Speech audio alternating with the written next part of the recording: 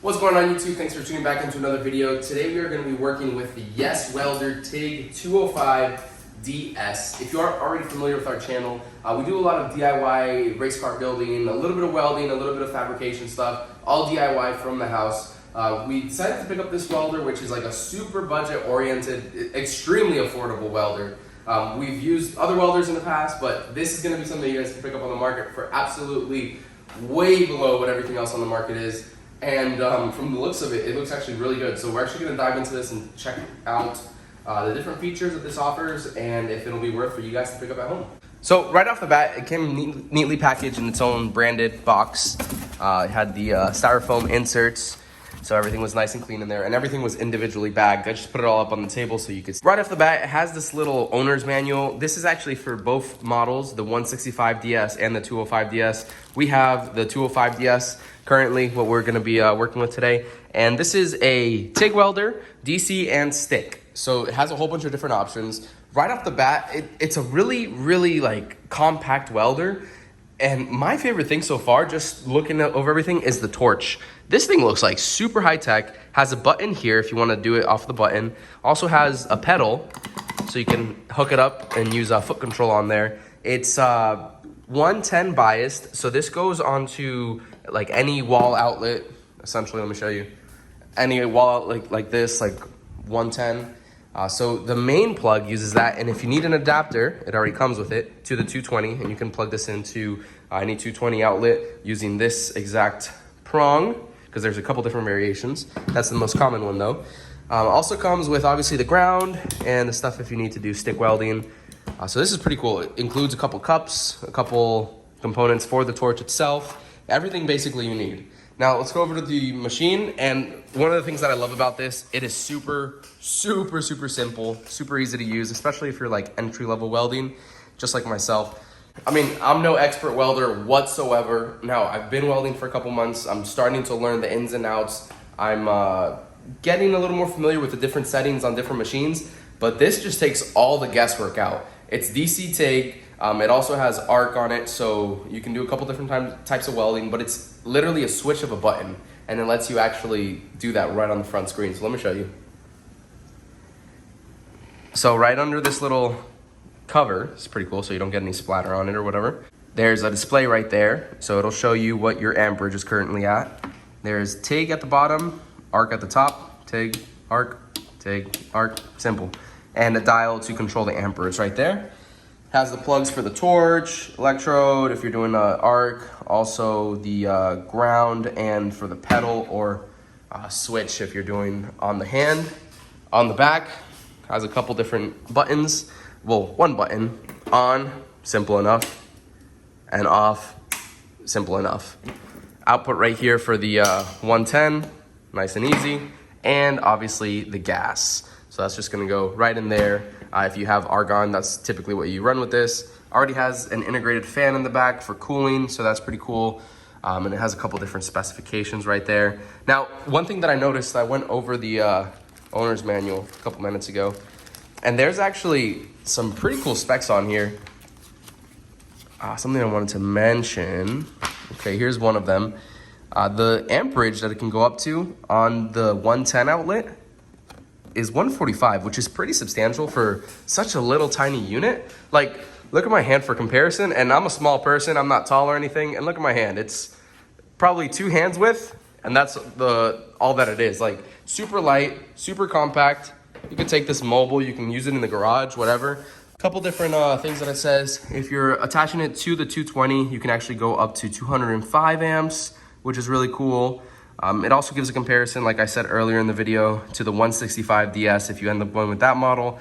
And it's a little bit lower on a few things. Obviously, the max output is only 165 on the amperage. A couple other of the specifications are a little bit lower, but it's still a nice option if you want to go with the 165. For the price difference, the 205 is just a no-brainer. You just go ahead and do that. And this welder is super affordable. Super affordable, believe me when I say it. I'm gonna link it down in the description, as well as the discount code that I was able to score you guys. But this thing is super affordable and super compact, and I really like the quality of it. Like, for the price, I wasn't expecting to get too much, but this thing absolutely blew me away with how everything looks. Without further ado, let me go ahead and actually get this set up real quick. I'm going to bring my argon tank over here, get it set up with all the hoses, and I have my little welding table right there. We can test some stuff out and see how it performs.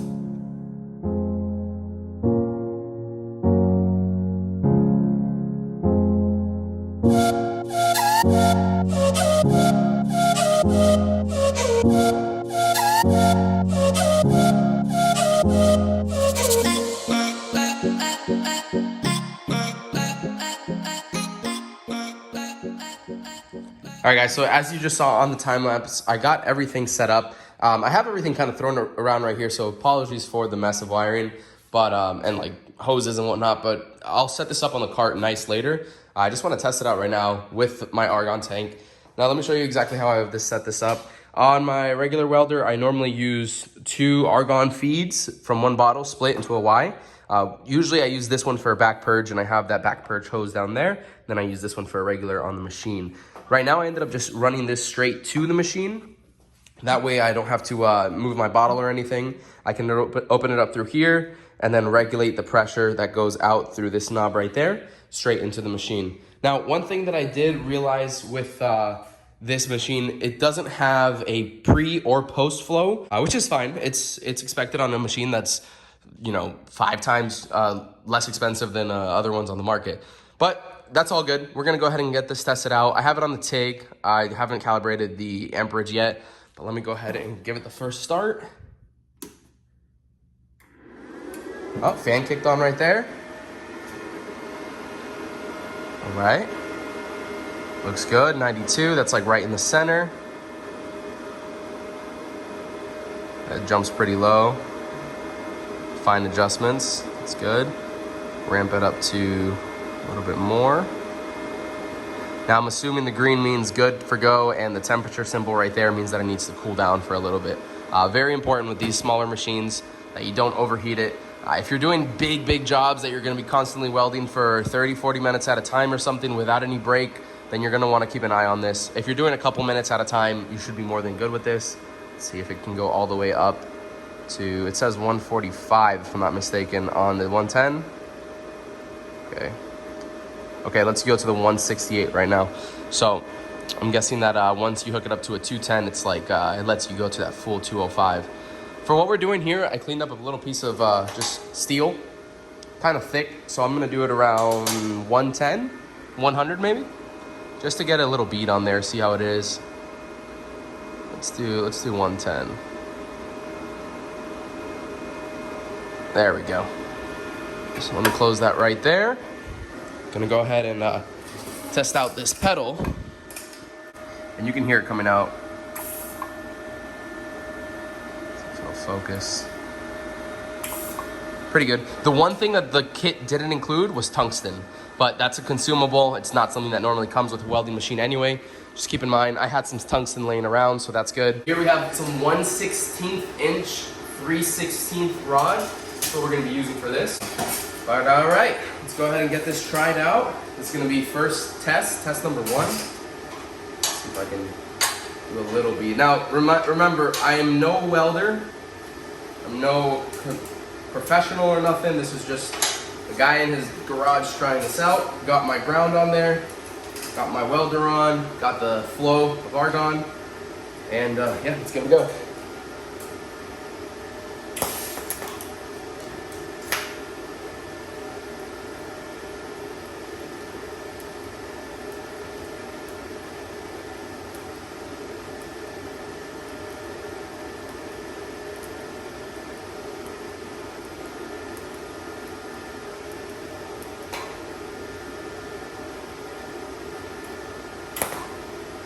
Okay.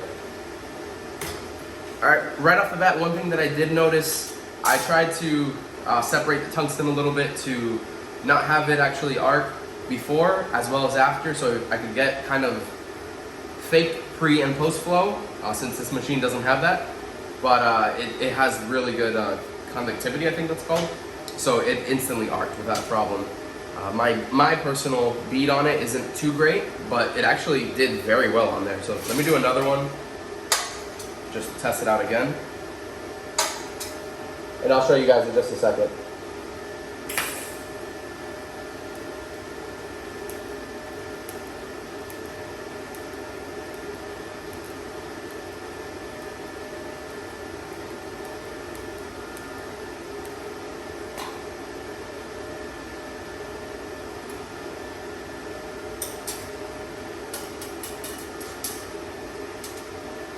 All right, yeah, I mean, it worked. It's welding pretty decent. Like I said, I'm no professional welder. My welding isn't gonna look good, but we'll try some thinner material putting together 2 pieces of metal in just a second, so we can actually see. Let me bring over the camera. Let me turn off the machine, that way it cools down and it's not making a lot of noise. Okay, you see that at last second it was at 133. We just have to kind of calibrate it again. Good thing to keep in mind, keep an eye on it. But bottom one would be my first bead. Top one would be the second bead. And you can see it got a little hotter. That's why we had to turn the dial down at the end. But looks okay. Can't complain there. It's a thick piece of metal. So we're gonna try on something a little bit thinner now, or a little bit more amperage, and see if we can get a couple pieces of metal stuck together.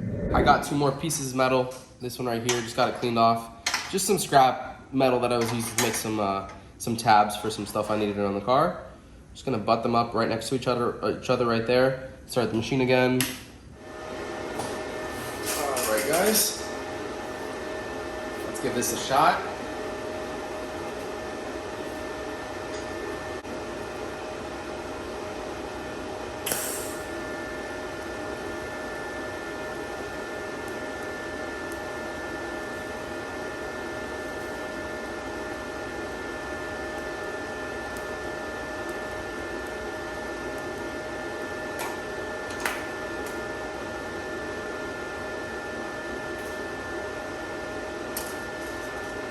It's kind of an awkward position how I was holding it, but it welded completely together. And you can see there's good heat coverage on both sides of it. Like, wow. Oh my God, that is pretty crazy. Wow. Look at that. Look at that, it's crazy. That is pretty good right there. Like I said earlier, my welding skills aren't great, but it's a pattern on there. We'll weld it on the inside now. See how far it went in. It got almost through to the other side, but not quite. So I'm just gonna hit it with a little bit more, but this time on the inside. Get this up also.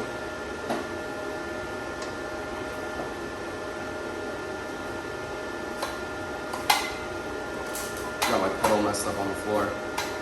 Yeah, that's a better position.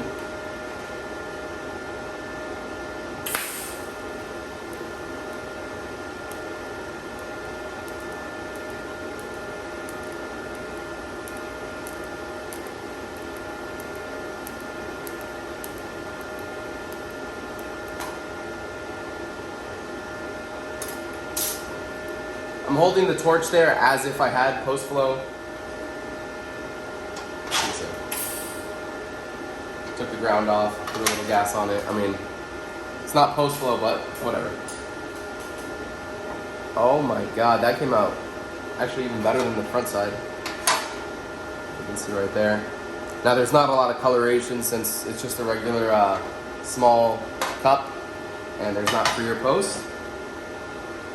But that would definitely work with like 90% of the stuff that we do in this garage. The only thing that you can't really do with this would be that pre and post, but everything else has been freaking phenomenal. Wow. Fully welded as if there's no problem. It looks like it's one solid piece of metal. Look at that, guys. That's crazy. No distortion, the metal didn't like bend up or anything. It's still flat how it was. You can see the heat is nice and linear. It's nice and even on both sides right there. On the back side, it already had enough heat from the front, so you can't really see a pattern on there, but it's really even right there. Didn't give me any splatter. Didn't give me anything abnormal or nothing. Guys, I gotta tell you, I've had like 20 minutes with this machine only 20 minutes, and I love this machine already. Like, I guess that's why they call it Yes Welder, because yes, this is a pretty good welder for such an affordable rate. Like, it's crazy how they can punch in all the electronics needed for this into this small machine, super compact, and still does everything that our other welders have done without any hiccup or splatter or nothing. Nothing's been wrong with this. This has been phenomenal so far. I'm gonna hit this on the wire wheel real quick so we can like take a closer look at the metal, but This looks freaking phenomenal. All right, I've cleaned it with a wire wheel on the front piece right here, and you can see the stacks basically a little bit better right there. See that right there? Now, as for the back, I hadn't cleaned it before. You can see a transition in color from right there to right there. That's basically the coated steel and uncoated after I had cleaned it up. On the bottom side, I hadn't coated it, or I hadn't cleaned it at all. And I also used more filler on it. So that's why this is a bit different. And you can't see as much like dimes or anything right there. It's more like a continuous fill right there. And that's just how, because my pattern was a little bit different when I was doing that side right there. But oh my God, dude, like this is fully penetrated on both sides without distortion or nothing. Super easy to use, almost no setup, pretty much just turn on and go. In my opinion, this is gonna be pretty much the perfect welder to go to for the guy that's like a DIY dude in the house. Just trying to do like little stuff. While we're on that subject of DIY, let me show you a little bit of what I use my welders and fabrication stuff for here in-house. So this right here is my 1997 Acura Integra. Front bumper is off right now because we're actually getting ready to make a bracket for the battery. But this is a sport front wheel drive style, turbo B series, like fully built. This is the full 9 yards right here. Those up pipes and whatnot, I made all by myself here at home with my welder.